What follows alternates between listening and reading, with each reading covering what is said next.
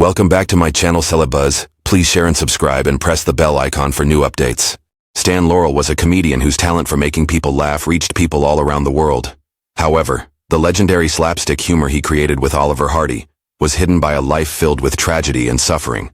The joy he brought to audiences was a facade for the tragic struggles he endured in his private and public life. The joy he found on screen stands in sharp contrast to the anguish he felt off screen, whether it was from terrible personal losses or the constant uphill battle of a career that felt like a battle for acceptance. The tragic loss of Stan's son was the most devastating of these struggles since it changed his world irrevocably. Let us take a minute to remember Stan Laurel for the iconic moments that brought smile to millions of faces, the strength that he shown via his humor, and the devastating loss that has befallen us all. Born Arthur Stanley Jefferson on June 16, 1890, in the sleepy Lancaster village of Ulverston, Stan Laurel would become a household name around the globe. Arthur J. Jefferson was an actor and theater manager, and his mother Margaret was an actress. They were too engrossed in their careers to take him in full time. So Stan spent much of his childhood in Ulverston, where he lived with his grandparents, George and Sarah Maytaff.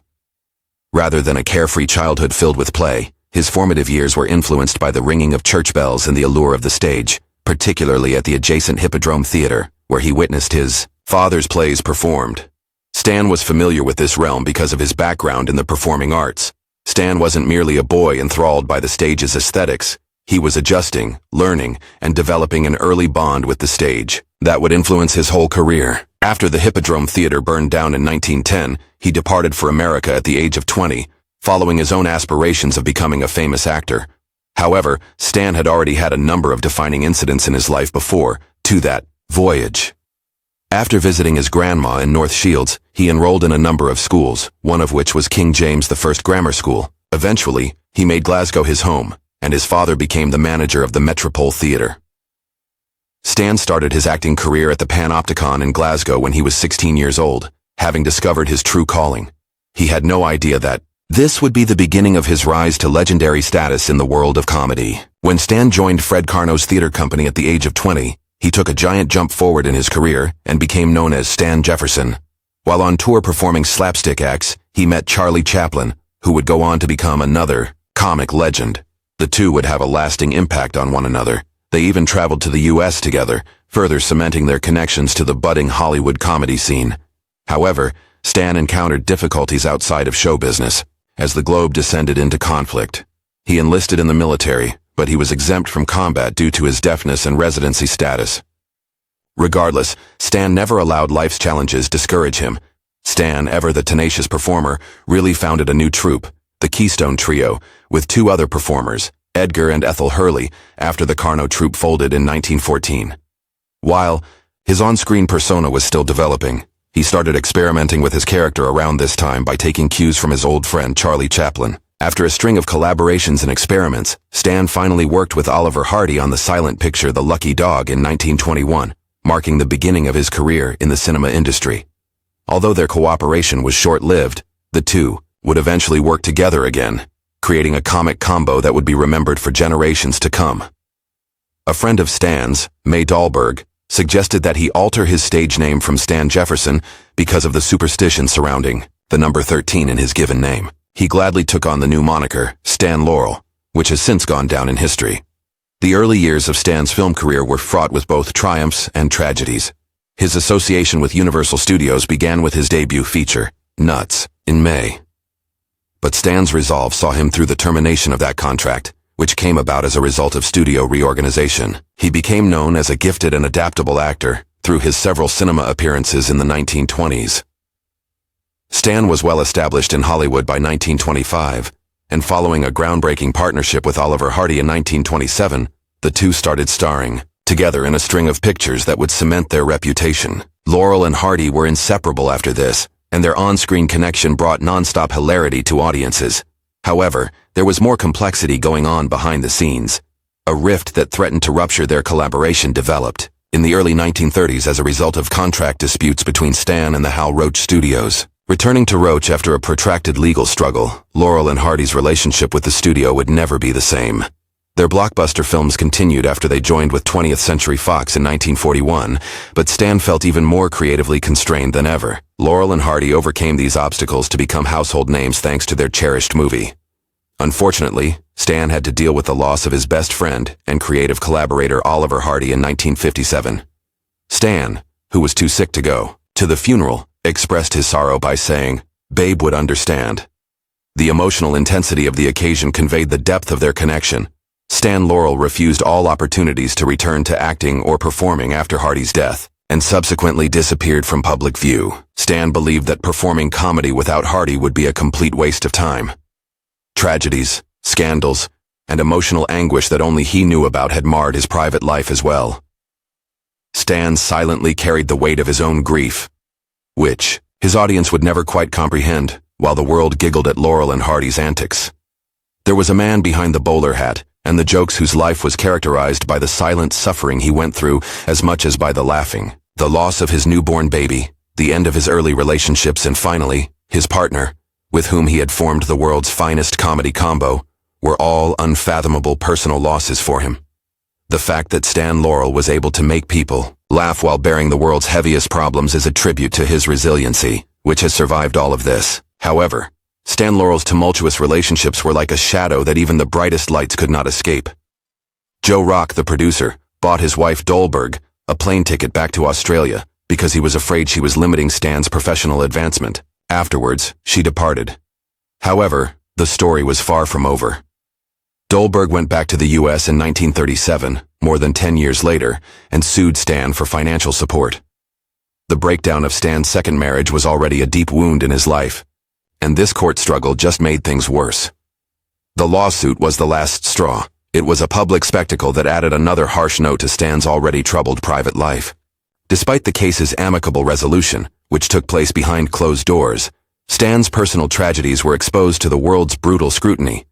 However, this drama couldn't compare to the most tragic part of his life, a part that he rarely spoke but that would continue to trouble him for the rest of his life. The second child of Stan and Lois Nielsen, a son named Stanley Robert Laurel, was born in May of 1930. However, the happiness of starting over was fleeting. The 2-month premature infant struggled to stay alive for a precarious 9 days. It was unbearable for the father, whose life's work revolved around making other people happy, to lose his child. Stan barely ever brought up the subject because it was such a private tragedy. However, the pain it caused him would never go away, no matter how much praise he received. Not only did Stan suffer a terrible loss, but his private life also descended into anarchy. He wed Virginia Ruth Rogers in 1935 after his marriage to Lois ended in 1934, but this union was also brief. Stan confessed to experiencing the need for an old romance, but Lois had moved on and was hesitant to reignite the spark. Ilana Shuvalova's marriage was the next to experience marital turmoil, leading to crazy rumors, including the idea that Stan had tried to bury her alive in the backyard to circulate. Another turbulent chapter in Stan's life was left when the couple's union crumbled and burned in 1940. Remarrying Virginia Ruth Rogers seemed like a habit, but in 1946, he divorced her again. He found comfort in the embrace of Ida Kataiva Raphael that year. She would be his companion until the very end. Stan Laurel kept popping up on TV, grinning as always, even as he dealt with public scandals, broken relationships, and intolerable loss. Despite his outward cheerfulness, he had endured unspeakable suffering throughout his life. The guy we knew as the everlasting clown had real costs, including the death of his kid, love's endless disappointments, and the eventual departure of his closest collaborator. The humorous genius and personal tragedy that permeated his films and life existed in a black and white palette. Following his split from Hardy, Stan Laurel discreetly disappeared from the spotlight. His illustrious past was long since forgotten, but his impact would live on.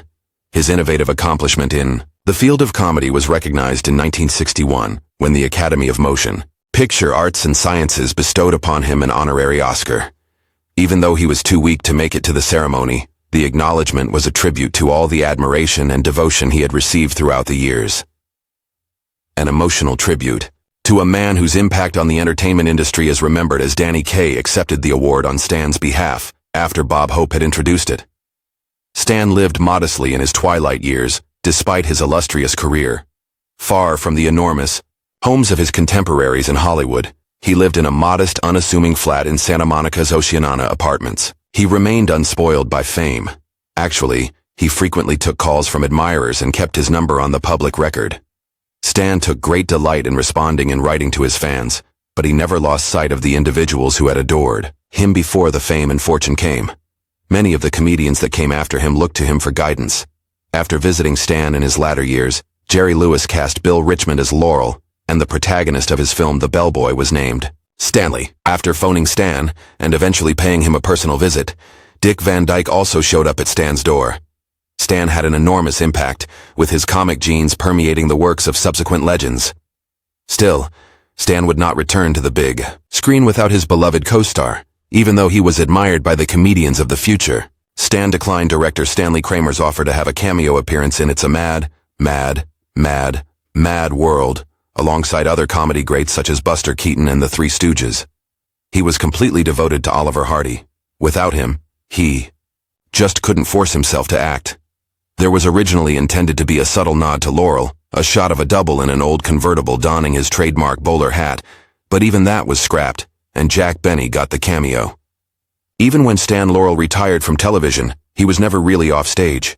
The films he made, the people he affected, and the joy he brought into the world all served to perpetuate his legacy.